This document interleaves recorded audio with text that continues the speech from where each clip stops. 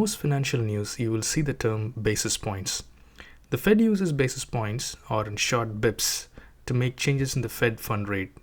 It is a rate that the banks charge each other to borrow overnight.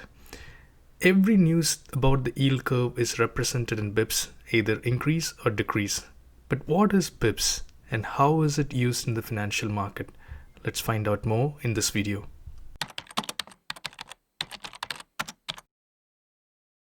A basis point is a unit of measure used in finance to describe the percentage change in the value or rate of a financial instrument.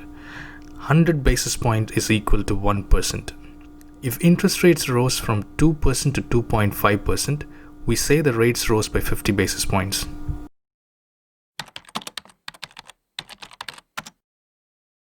Basis points are primarily used for consistency and to avoid confusion in communication of rates.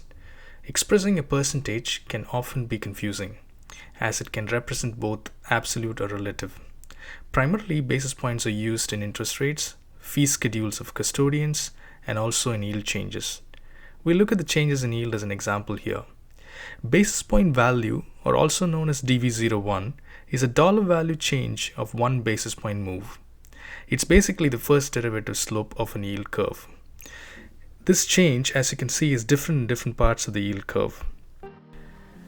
So next time you look at the financial news with basis points, you know how to interpret it. This is Selvan Theo from Lambda Edge. Thanks for listening in. If you're new here, please like and subscribe.